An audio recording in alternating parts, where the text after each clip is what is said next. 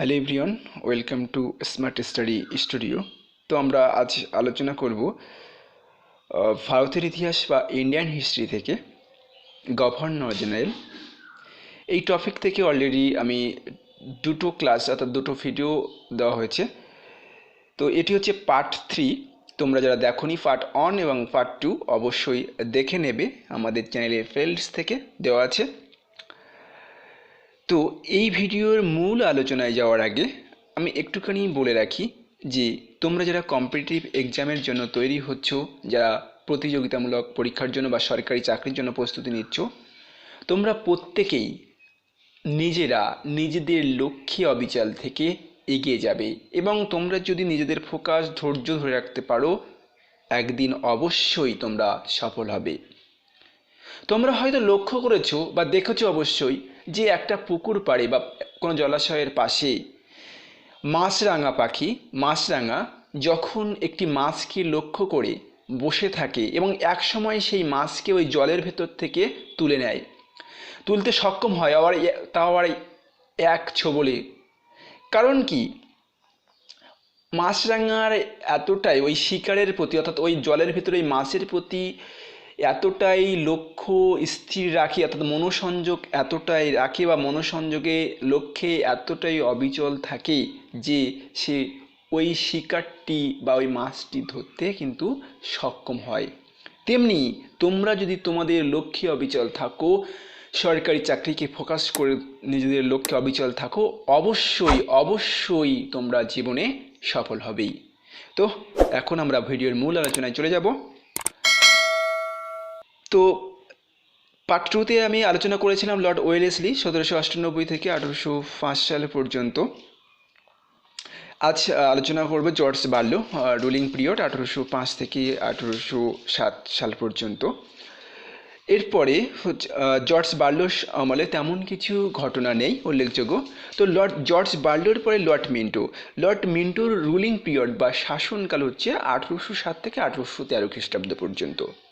তো লর্ড মিন্টোর আমলে আমাদের জানতে হবে যেটি উল্লেখযোগ্য ঘটনা হচ্ছে রঞ্জিত সিংয়ের সাথে অমৃতসরের সন্ধি। আচ্ছা, অমৃতসরের সন্ধি কবে হয়েছিল? 1809 সালে। তো এই সালটা ইম্পর্টেন্ট, 1809 সাল। এবং এই রঞ্জিত সিংহ ছিলেন পাঞ্জাবের সুকার চাকিয়া মিশল অর্থাৎ শিখ অধিপতি, একজন সুকার চাকিয়া মিশলের অধিপতি।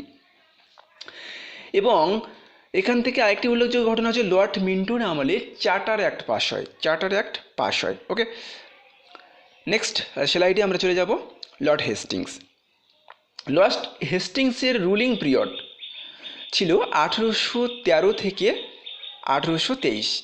আচ্ছা, তোমাদের এখান থেকে একটি প্রশ্ন হতে পারে স্বাভাবিক, যে দাদা আমি যে এর আগের ক্লাসে বা এর আগের ভিডিওতে বা আমরা জেনেছি যে লর্ড ওয়ারেন হেস্টিংস সম্পর্কে পড়েছি, তো এখানে আবার দেখছি লর্ড হেস্টিংস। তো লর্ড ওয়ারেন হেস্টিংস আর লর্ড হেস্টিংস কি এক?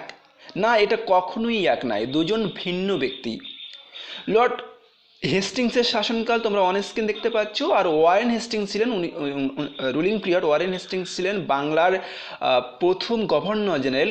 ওনার শাসনকাল ছিল 1772 থেকে কত 85 পর্যন্ত। ওকে, তো এখন আমরা জানবো যে লর্ড হেস্টিংসের আমলে বা রুলিং পিরিয়ডে বা শাসনকালে কী কী উল্লেখযোগ্য ঘটনা ঘটছিল, কারণ এখান থেকে ঘুরিয়ে ফিরিয়ে কিন্তু প্রশ্ন হয়। তো ইঙ্গো নেপাল যুদ্ধ বা গোর্খা যুদ্ধ হয়েছিল 1814 থেকে 16 পর্যন্ত, যেটি হয়েছিল। আর এখান থেকে সব থেকে ইম্পর্টেন্ট একটি পয়েন্ট যেটি তোমাদের মনে রাখতে হবে, পরীক্ষায় কিন্তু এক্সামিনার কিন্তু এখান থেকেই মানে পরীক্ষক এখান থেকেই কিন্তু প্রশ্ন করে যে সগৌলি সন্ধি কত সালে হয়েছিল? 1816 সালে নেপালের রাজার সঙ্গে হয়েছিল ইংরেজদের সগৌলির সন্ধি। বোঝা গেল? এছাড়া পেশোয়াদের সাথে পুনা চুক্তি হয় 1817 সালে এবং তৃতীয় ইঙ্গো মারাঠা যুদ্ধ 1817 থেকে 18 সালে এনার শাসনকালের উল্লেখযোগ্য ঘটনা। তো এছাড়া লর্ড হেস্টিংসের আমলে যে ঘটনা ঘটেছিল যে উনি পিন্ডারি দস্যুদের দমন করেন 1817 সালে। এছাড়া স্যার টমাস মন্ডোর উদ্যোগে দক্ষিণ ভারতে ভূমি রাজস্ব সংক্রান্ত রায়তওয়ারি ব্যবস্থা প্রবর্তিত হয় 1820 সালে।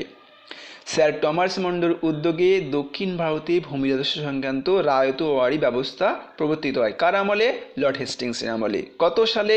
1820 সালে। আচ্ছা, এই রায়তওয়ারি ব্যবস্থাটা কি? রায়তওয়ারি ব্যবস্থাটা কি? রায়তওয়ারি হচ্ছে একটি ভূমি রাজস্ব ব্যবস্থা। এই রায়তওয়ারি ব্যবস্থায় কৃষকদের কাছ থেকে সরাসরি সরকার জমি যে খাজনা বা ভূমি রাজস্ব আদায় করত। কৃষকদের কাছ থেকে সরকার সরাসরি ভূমি রাজস্ব আদায় করত। আর এই রায়তওয়ারি ব্যবস্থাটি চালু হয়েছিল মূলত দক্ষিণ ভারতে। কেন চালু হয়েছিল? কারণ এই দক্ষিণ ভারতে জমিদারি শাসন কায়েম করা সম্ভব হচ্ছিল না ইংরেজ সরকারের পক্ষে। ওকে, এরপর দেখো বলা হয়েছে উত্তর ভারতে প্রবর্তিত হয়েছিল কি? মহলওয়ারি ব্যবস্থা। কত সালে প্রবর্তিত হয়েছিল? 1822 সালে। তাহলে রায়তওয়ারি ব্যবস্থা প্রবর্তিত হয়েছিল দক্ষিণ ভারতে, উত্তর ভারতে প্রবর্তিত হয়েছিল মহলওয়ারি ব্যবস্থা। এটি হচ্ছে এক ধরনের ভূমি রাজস্ব ব্যবস্থা। কার আমলে প্রবর্তিত হয়েছিল? লর্ড হেস্টিংসের আমলে। ওকে, তো এই মহলওয়ারি ব্যবস্থা, আমরা রায়তওয়ারি ব্যবস্থা সম্পর্কে জানলাম, কিন্তু মহলওয়ারি ব্যবস্থাটা আবার কি? মহলওয়ারি হলো, রায়তওয়ারি ব্যবস্থাকে দেখেছি সরাসরি কৃষকের কাছ থেকে সরকার ভূমি রাজস্ব নিত। আর এই মহলওয়ারি ব্যবস্থায় কি হচ্ছে? সরকার সরাসরি একটি মহল বা গ্রামের প্রধানের কাছ থেকে, গ্রামের প্রধানের কাছ থেকে বা একটা গোষ্ঠীর কাছ থেকে সরাসরি খাজনা নেবে বা নিত। ঠিক আছে, এই মহলওয়ারি ব্যবস্থায়। বোঝা গেল? এছাড়া উল্লেখযোগ্য ঘটনা হচ্ছে পাঞ্জাবে ভাইয়াচারি ব্যবস্থা প্রবর্তিত হয়েছিল। ওকে, তো আশা করছি তোমাদের ভিডিওটি ভালো লাগছে। আর ভালো লাগলে অবশ্যই লাইক করে দিও এবং কমেন্ট করে জানিও। দেখো, এমসিকিউ প্রশ্ন আমি অবশ্যই করাবো, তবে শুধুমাত্র এমসিকিউ প্রশ্ন মুখস্থ করে কম্পিটিটিভ এক্সামে যে সফল হওয়াটা অনেকটা কঠিন হয়ে যায়। ঠিক আছে, তো ডেসক্রিপটিভ আমাদের জানতে হবে, ডিটেলসে জানতে হবে, ডিপ জানতে হবে, গভীরে গিয়ে জানতে হবে আমাদেরকে। তাহলেই আমরা অন্যদের থেকে এগিয়ে থাকবো। ওকে, তো অবশ্যই জানিও কমেন্ট করে। নেক্সট লেয়ারে চলে যাচ্ছি। পরবর্তী অর্থাৎ লর্ড হেস্টিংসের পরবর্তী গভর্নর জেনারেল ছিলেন কে? Lord Amherst.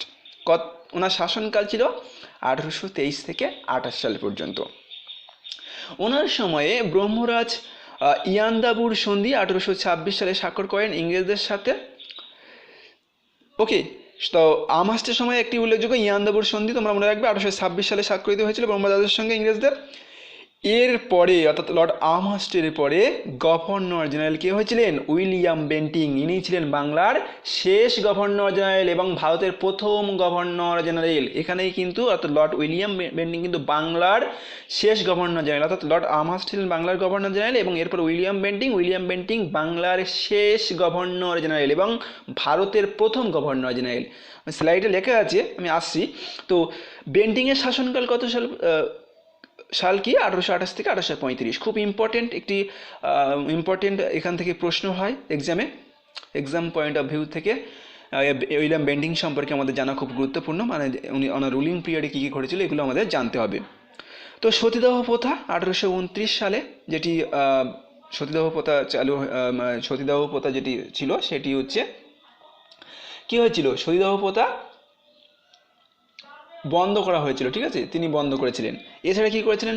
শিশু ভ্রূণ হত্যা বন্ধ করেন, তিনি নরবলিও বন্ধ করেন। ঠিক আছে, সেই সময় কি হচ্ছে, সমাজে কুসংস্কার ছন্ন ছিল। সেই কুসংস্কার যে সতীদাহ করা হতো, সেই সমস্ত প্রথা, শিশু ভ্রূণ হত্যা করা হতো, সেই সমস্তগুলো তিনি নিষিদ্ধ করেন বা বন্ধ করেন, উইলিয়াম বেন্টিং। ওকে, এছাড়া কর্নেল স্লিম্যানের সহযোগিতায় বেন্টিং ঠগি দস্যুদের দমন করেন 1830 সালে। ওকে, তো নেক্সট স্লাইডে আমরা যাচ্ছি। বাংলার, আমি একটু আগে বললাম যে উইলিয়াম বেন্টিং বাংলার শেষ ও ভারতের প্রথম গভর্নর জেনারেল ছিলেন। এখান থেকে কিন্তু খুব ইম্পর্টেন্ট, প্রত্যেক পরীক্ষায় প্রশ্ন আসছে। ঠিক আছে, 1831 সালে কোল বিদ্রোহ সংগঠিত হয় এবং 1835 সালে Kolkata Medical College, Kolkata Saint Xavier's College, Kolkata Public Library প্রতিষ্ঠিত হয়। কার আমলে প্রতিষ্ঠিত হয়? উইলিয়াম বেন্টিংয়ের আমলে। আচ্ছা, কলকাতা মেডিকেল কলেজ যদি প্রশ্ন আসে, কলকাতা মেডিকেল কলেজ কবে এস্টাবলিশড হয় বা প্রতিষ্ঠিত হয়? 1835 সালে। ওকে, আচ্ছা, উইলিয়াম বেন্টিং সময় অর্থাৎ মেকেলের সুপারিশ 1835 অনুযায়ী ইংরেজি শিক্ষাকে সরকারি নীতি হিসাবে ঘোষণা করা হয়। মেকেলের সুপারিশ অনুযায়ী 1835 সালে ইংরাজি শিক্ষাকে সরকারি নীতি হিসেবে ঘোষণা করা হয়। তো এর আগে ছিল ফার্সি ছিল সরকারি ভাষা। ওকে, তো এই ভিডিওতে এই পর্যন্ত। ভালো লাগলে অবশ্যই জানিও। আর আরেকটি ভিডিও আমি আশা করছি তোমাদের এই গভর্নর জেনারেল টপিকটা কভার করে দেবো, এবং ইতিহাসের আস্তে আস্তে সব আলোচনা করবো। ইতিহাস কেন, ইতিহাস, ভূগোল, ম্যাথ, ইংলিশ আস্তে আস্তে সব হবে। আসলে কথা এখন একটু ব্যস্ত থাকায় সময় কম পাচ্ছি, ওই জন্য বেশি ভিডিও তৈরি করতে পারছি না। তো বন্ধুদের সঙ্গে শেয়ার করো, ভালো লাগলে লাইক করো। Thank you.